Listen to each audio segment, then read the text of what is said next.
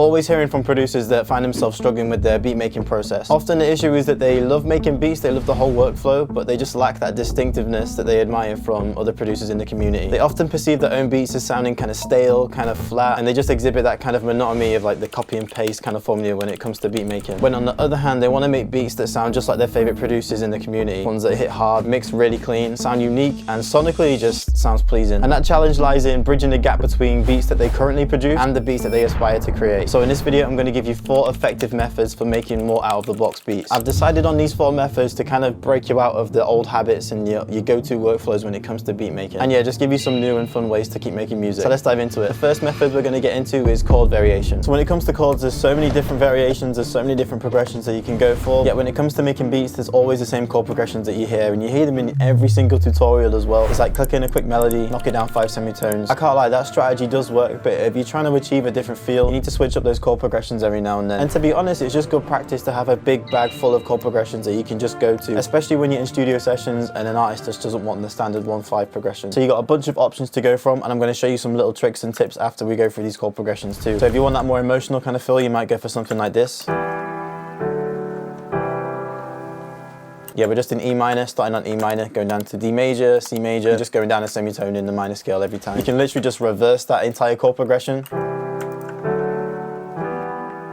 That just gives it more of like a nice resolved feel, more like uplifting, more inspiring kind of vibe. Simply just from switching the chords around. You can go for this one. Start with C major, go down to B minor, and then down to E minor. Got this option, classic 1/5. A solid progression, but we're not going to dive into this one anymore. I'm pretty sure at this point everyone's aware of that chord progression. We have this one, starting off on the 5, ended up on the 1, starting on B minor, going up to E minor. And then we got this one, which I haven't heard for a little while, but I feel like it might make a comeback with all these R&B songs coming out.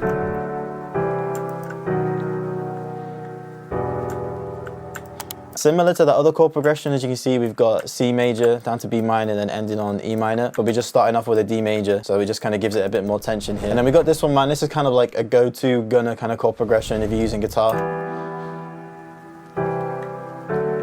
Very similar chords to the first two, starting off on an E minor, going down to C major, back up to D major. For the most part, you're using the same chords, it's just about the arrangement, the order of each chord really has a big effect on the overall feel of the chord progression. But let me give you some tricks that you can do when it comes to making these sound just way more interesting. We'll go back to the first chord progression. What we could do is take the middle notes, pitch them up a whole octave. Get some bass notes, give it some more depth, fill out the frequencies a bit more. You can play with the velocities down here, randomize them, press Alt and R. What we can also do is switch some of these chords into 7th chords or even 9th chords. The easiest way to do that is just to skip a semitone within the scale. Take this note, come up, skip a semitone, same again. Same with this one. It's way more of a full vibe, bit more energy, a bit more emotion to it. And then again, we can just go back to that old principle of just inverting some of these chords right here. So we can just take this chord, pitch it up an octave. Try and keep things more natural looking so the chords are fairly close together. You want to give it that human feel, so you don't want to spread these keys too far apart to the point where you can't even play them live, you know. Something like that. One other little side tip is when you get these notes close together, it gives some real nice tension to the chord. Another thing you can do to give this more feel is just to offset some of these keys, give it that realism. All you do is hold Alt and then just slightly drag these off bar a little bit. You know, you want to make this sound nice and real, so just simply dragging them off bar a little bit. Just that little touch like that makes it sound even more realistic. Just more expression in the way you're playing it overall. One other really good trick is to just arpeggiate these keys as well. So we're just going to bring these across, give it some more rhythm.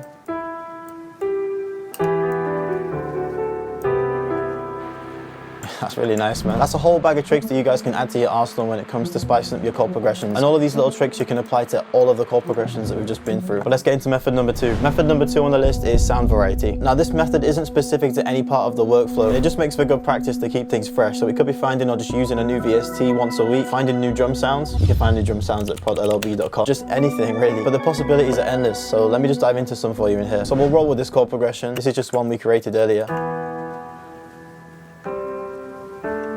right now the VST we're working in is Analog Lab. This is kind of a good one because it's got a whole bunch of different vibes all within inside of it. You don't need to jump between VSTs to find anything. But for anyone on a budget who doesn't have Analog Lab, there's still tons of different free options for you. For the more realistic kind of vibe, you got plugins like this, the BBC Symphony Orchestra. This one's free from Spitfire Audio. Crazy free VST if you want that realistic vibe. But after that, man, I'm just picking some random VSTs. This one's from Arteria, really good for pads. That's really vibey, man. But yeah, going back to free VSTs, we've got this VST which is just stock with FL Studio called Flex. You've even got all of these free banks, electric guitars. We've got the essential winds, like things like flutes. They're really nice. Got the bass guitars too. They just sound really good. You've got endless things to choose from here, man. Budget isn't really needed. Even just the OG VSTs like Sakura. Even Morphine, I really fuck with Morphine for pads and leads, alien-y kind of sounds. So yeah, no budget needed, but it's just about unlocking that habit of going to the same VSTs every single time. So I'll actually start creating something in this process. I'm gonna rock with the CS80 that we used a second ago. And then again, we can just go into the mixer and just use some different kind of effects. Again, same principle, just try and use something you haven't used before. I've got Looperator, which I normally use on the hi-hats, but I'm just gonna use it on this pad and just see what we can come up with. And then just turn the overall mix down. And we'll just try another random effect that I haven't used before. Let's try Hyper Chorus. Let's try vocode. Gives it like a underwatery kind of feel to it. So yeah, VSTs, plugins, and even drums. I know you're fully aware that there is sounds that do work, there's staple sounds, especially in certain genres that really do work, and they just cut through the mix super easy, take very little mixing. But over time it can just dampen the whole beat making experience. It makes things very formulaic instead of creative and fun. So don't be afraid to keep looking for new sounds. I'm just gonna jump into one of my kits right here. We've got the Treasury kit. And yeah, just using different 808s.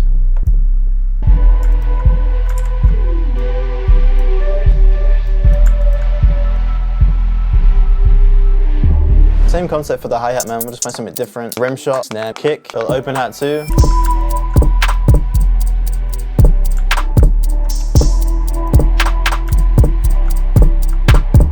Just like that, we got a whole different bounce, a whole different vibe just from using different sounds, different drums, different variations, just thinking outside of the box. All right, before we dive into method number 3, I've got something pretty exciting that I want to share with you. For the last 7 years of my life, I've dedicated pretty much all my time into turning making music as a hobby to doing it as a full-time career. I've endured that frustrating phase where nothing seems to click, sending out countless beats to rappers and singers only to receive responses saying things like, take me off your list, bro. Or worse, just being outright ignored. Even on the content creation side of things, man, I'd make some content for producers that I thought at the time was really good content, only to post a video, wake up the next day and see that only me and maybe my mum had watched the video. However, after years of trial and error, making a whole ton of mistakes, I've successfully transformed my passion for music into a full-time income. And now I'm at a point where I feel like I'm confident and eager to just share all this experience, all this knowledge, all the gems with a small community of like-minded producers, all eager to elevate their craft from just a hobby to potentially a full-time career. And that is where the LLB Producer Circle comes in. It's a private community hosted by myself, tailored specifically for producers aiming to excel in both the financial side and the beatmaking side of music. So yeah, inside the LLB Producer Circle, you'll have access to weekly live video calls, including beat critiques, Q&A sessions with guest speakers, giveaways, even beat battles. I have regular opportunities to be featured in weekly beat packs that I send out to over 100 rappers and singers, ones that I've actually done sessions with and have connections with. Collaboration opportunities with me on this very channel. Access to tailor-made in-depth tutorials made exclusively for the LLB Producer Circle. My entire catalog of premium video courses. Daily drops of assets for producers, including starters, royalty-free loops, midis, templates, mixing chains, and a whole bunch more. Yeah, I've tried to make this as easy as possible to navigate through. As you can see, I've kind of set this up to look like a Discord server without the annoying spammers and just, you know, negative producers that are just trying to sabotage everyone else in there too. So if you're ready to take your production journey to the next level, hit the link in the bio. You can check out all the details and hopefully I'll see you on the inside of the Producer Circle. But yeah, with all that being said, let's jump back to method number 3. Method number 3 is to actually use real instruments. I promise you, using real instruments completely transforms the vibe of your beats. There's just something tactile and real that you just don't get from using VSTs. So it doesn't have to be anything complicated. You don't have to be a master at the guitar, master at playing the keys. It's more so about just, honestly, just finessing them, especially if you're a producer. It's not our main job to be super proficient in all of these instruments. It could be something melodic, like, oh, what's the light? Could be something melodic like the guitar, classical guitar right here. I even got this little random ocarina. This was just from Amazon. don't know how to play this yet, but yeah, that's another option. Even if you're really stubborn and really don't want to play anything melodic, then just use some drums, man. This was free. I just found this on Facebook Marketplace. Just anything, man. You don't need to have an expensive microphone to record this. Just use your phone, voice memo. Just get some realism in there, because there's all those little nuances, that sort of like little swing that you just don't get from clicking things in surgically and making it perfect every time. So let's go ahead and do that for this beat. So yeah, we'll just add that in. So let's just do a voice memo. And then maybe we can just add some random little top lines to it.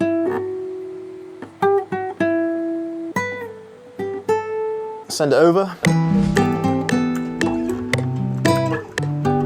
Let's bring everything else back in.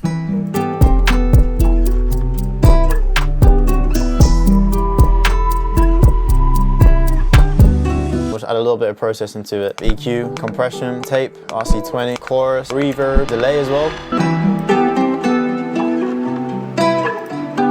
You can even add your own percussive elements to this, like add a little perk loop to this during a part where the main drums aren't playing. Voice note it again.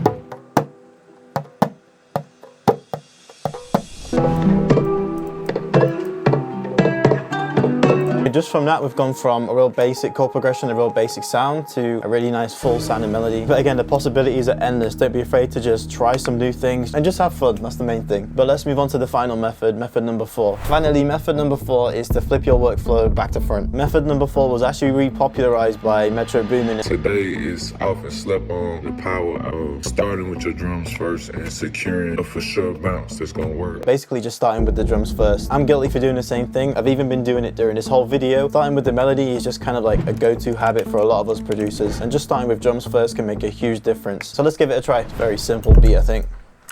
Then we'll come with like a different 808 at the end.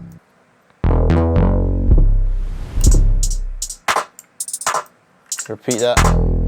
Some like random open hats.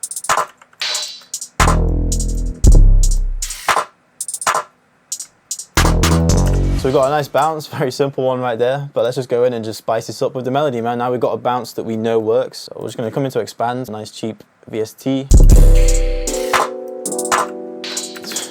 Copy and paste that. Duplicate it, add a nice little top line.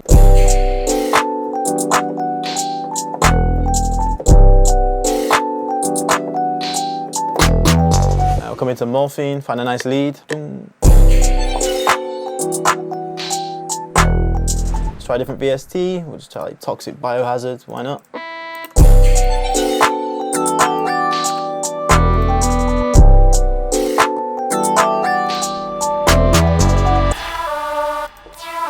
That's kind of a cool sound.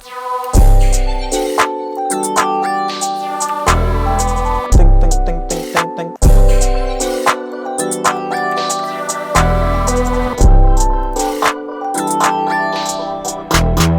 And just like that, flipping your workflow back to front can really just give you some new ideas, new bounces that you never normally try when you're not thinking outside the box. All of the methods that I created in this video are really great ways to just kind of break out of that habitual creative process. And they're just some fresh approaches that you can add to your arsenal when you're making beats. Just helping you access some more interesting and sometimes surprising and unexpected outcomes when you're making music. And the main thing is that hopefully these 4 methods can help you just level up your beats overall. And if there is one method that really speaks to you, and maybe even a method that I haven't covered in this video, then drop it down in the comments. And if you found this video helpful, then you're definitely going to enjoy this one right here. But that's going to be it for this video. Peace.